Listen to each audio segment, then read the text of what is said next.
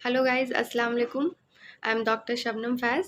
आज हम लोग बात करेंगे ग्रेव्स डिजीज़ के ऊपर। ग्रेव डिजीज़ जो है एक डिजीज़ है जो कि हमारे थायराइड ग्लैंड का एक डिजीज़ होता है, जिसमें कि थायराइड ग्लैंड का जो साइज़ होता है ना, बहुत ज़्यादा इनलार्जमेंट हो जाता है, यानी कि 2 से 3 टाइम्स बड़ा हो जाता है नॉर्मल साइज़ से हमारा थायराइड ग्लैंड। इसको एक्सोप्थेल्मिक ग्वाइटर भी बोलते हैं, क्योंकि इसमें हमारे आई का बहुत बड़ा इन्वॉल्वमेंट होता है। तो इसके कारण इसको एक्सोप्थेल्मिक ग्वाइटर बोलते हैं। ग्वाइटर मतलब ही होता है इनलार्जमेंट ऑफ ग्लैंड्स। नेक्स्ट हम लोग इसका बात करेंगे कि किस कारण से, क्या इटियोलॉजी है इसके होने का। तो सबसे फर्स्ट इटियोलॉजी है इसके होने का कि अगर आपके बॉडी में HLA-DR3 जीन पाया जाता है, तो ये जीन क्या करता है, आपके थायराइड ग्लैंड को एक्टिवेट करता है, स्टिमुलेट करता है, जिससे आप उसका साइज़ बढ़ सकता है। सेकेंड, इसका जो कॉज है वो इडियोपैथिक कॉज है। कोई भी कारण पता नहीं है कि क्या कारण है जिसके कारण थायराइड ग्लैंड का साइज बढ़ गया है। थर्ड जो कॉज है वो है थायराइड स्टिमुलेटिंग इम्यूनोग्लोबिन्स। अगर आपके बॉडी में प्रेजेंट हो जाता है तो जिसके कारण भी क्या होता है कि थायराइड ग्लैंड का साइज इंक्रीज कर सकता है। और नेक्स्ट इसका कॉज है long acting thyroid stimulating hormone. अगर ये आपके बॉडी में लंबे समय तक रह गया, लॉन्ग एक्टिंग मतलब कि थायराइड ग्लैंड जो थायराइड स्टिमुलेटिंग हार्मोन है उसका एक ड्यूरेशन होता है कि इतने देर में, हाफ साइकिल है लाइफ साइकिल, इतने देर में वो ख़त्म हो जाएगा। लेकिन अगर long acting thyroid stimulating hormone present हो जाता है तो ये क्या करता है, आपके थायराइड ग्लैंड को स्टिमुलेट करता है, जिससे आपका थायराइड ग्लैंड का साइज बहुत ज़्यादा इंक्रीज कर जाता है। नेक्स्ट हम लोग बात करेंगे कि जो थायराइड ग्लैंड का अगर साइज़ इंक्रीज़ होगा तो हमें क्या क्या सिम्टम्स देखने को मिलेंगे। तो सबसे फर्स्ट जो सिम्टम है, ये आपका ग्लैंड 2 से 3 गुना बढ़ गया है।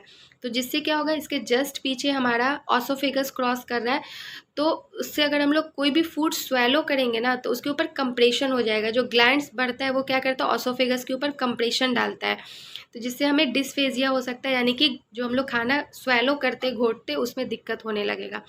सेकेंड इसका सिम्टम आएगा डिस्निया, यानी कि हमें सांस लेने में भी दिक्कत होगा, ब्रीथिंग प्रॉब्लम होगा, क्योंकि यहाँ पे से ट्रैकिया भी क्रॉस कर रहा है, ट्रैकिया के ऊपर कंप्रेशन होगा तो डिस्निया हो सकता है।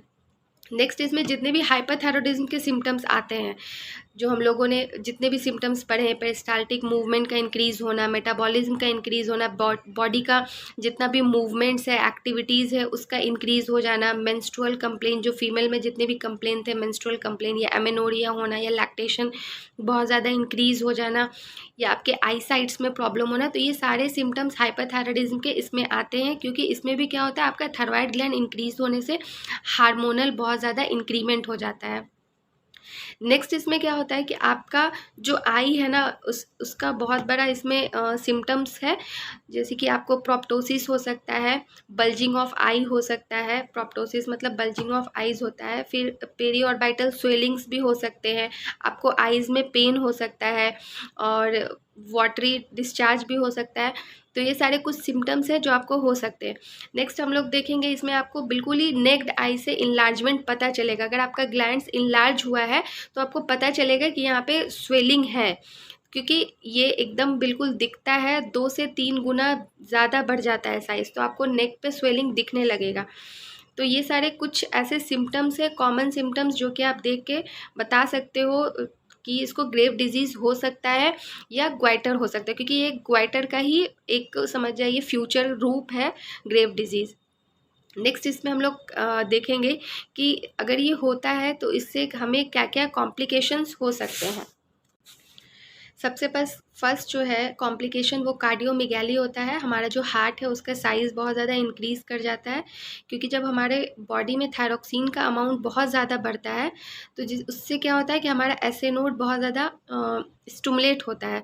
तो एसए नोड इम्पल्स बहुत ज़्यादा जनरेट करेगा, जिससे हमारे हार्ट का जो फंक्शंस है ना वो बहुत इंक्रीज़ कर जाता है, स्ट्रोक वॉल्यूम इंक्रीज़ कर जाएगा, जिसके कारण एक तो कार्डियोमेगाली हो गई, सेकेंडली कार्डियक फेल्यूर होने का भी बहुत ज़्यादा चांसेस होता है। आपका हार्ट फेल कर सकता है, अपना फंक्शन लॉस कर सकता है, बीपी बहुत ज़्यादा हाई राइज बीपी हो सकता है। फिर जैसे हाइपरथायरॉयडिज्म का हम लोगों ने कॉम्प्लिकेशन देखा था इनफर्टिलिटी, तो इनफर्टिलिटी भी हो सकता है। तो ये सारे कुछ कॉम्प्लिकेशंस है जो कि आपको देखने को मिल सकते हैं इस पेशेंट को। नेक्स्ट हम लोग बात करेंगे लैब डायग्नोसिस के ऊपर। तो सबसे पहले हम लोग थायराइड प्रोफाइल कराते हैं, जिसमें T3 और T4 उस पेशेंट का हमेशा बढ़ा मिलेगा। TSH नॉर्मल भी हो सकता है, और इस पेशेंट में क्या होगा, TSH डिक्रीज़ भी कर सकता है। डिक्रीज़ करने का ये कारण है क्योंकि इसके बॉडी में LATSH क्योंकि इसके बॉडी में LATSH प्रेजेंट हो जाता है, long acting thyroid stimulating hormone, जो कि क्या करता है, जो नॉर्मल थायराइड स्टिमुलेटिंग हार्मोन है ना TSH को कम करता है। और ये LATSH जो है ना, इसको हम लोग नॉर्मल नहीं बोल सकते, ये नॉर्मल नहीं है, एब नॉर्मल कंडीशन में होने लगता है, क्योंकि आपका TSH का जो लाइफ है वही थोड़ा बढ़ जाता है। तो आपको नॉर्मल, अगर इस पेशेंट को आप कराओगे तो आप उसके बॉडी में LATSH प्रेजेंट है तो उसका TSH डिक्रीज भी हो सकता है, नॉर्मल भी हो सकता है, डिक्रीज भी हो सकता है। नेक्स्ट अगर हम लोग USG कराते हैं तो उसका आपको सिंपल सा है, दिखेगा कि साइज इनलार्जमेंट है थायराइड ग्लैंड का। CT स्कैन बेनाइन और मैलिग्नेंसी को देखने के लिए करते हैं कि ये जो इनलार्जमेंट हुआ है वो बेनाइन है या मैलिग्नेंसी में कन्वर्ट हो चुका है। तो ये सारे कुछ टेस्ट है जो कि हम लोग कराते हैं। नेक्स्ट हम लोग इसका मैनेजमेंट अगर देखते हैं तो सबसे पहले एंटी थायरॉक्सिन जो मेडिसिन होता है वो इसमें दिया जाता है, और इसका जो प्रोग्नोसिस होता है वो बहुत ही बैड प्रोग्नोसिस है। और इस पेशेंट को मोस्टली सर्जिकल ट्रीटमेंट, जो थायराइडेक्टॉमी होता है, थायराइड पार्ट्स को रिमूवल कट करके रिमूव किया जाता है, तो ये मोस्टली देखा जाता है कि पेशेंट में यही इसका ट्रीटमेंट, फाइनल ट्रीटमेंट जो होता है कुछ दिनों के बाद, यही फाइनल ट्रीटमेंट होता है। क्योंकि साइज़ बहुत ज़्यादा इनलार्ज होने के कारण अगर पेशेंट को डिस्फेजिया, डिस्निया ये सब हो रहा है तो वो ज़्यादा दिन तक वो बर्दाश्त नहीं कर सकता, उसका बॉडी सांस ब्रीथिंग प्रॉब्लम हो रहा है तो ज़्यादा दिन तक नहीं बर्दाश्त कर पाता। इसीलिए क्या होता है, इसमें फाइनल जो एक रिज़ल्ट के लिए इसमें थायराइडेक्टॉमी ही कराया जाता है, पार्शियल कट किया जाता है थायराइड ग्लैंड को, ताकि उसका साइज़ डिक्रीज़ हो और जो भी ये ऑब्स्ट्रक्शन कर रहा है ट्रैकिया ऑसोफेगस पे वो कम हो या ख़त्म हो। अल्लाह हाफिज़।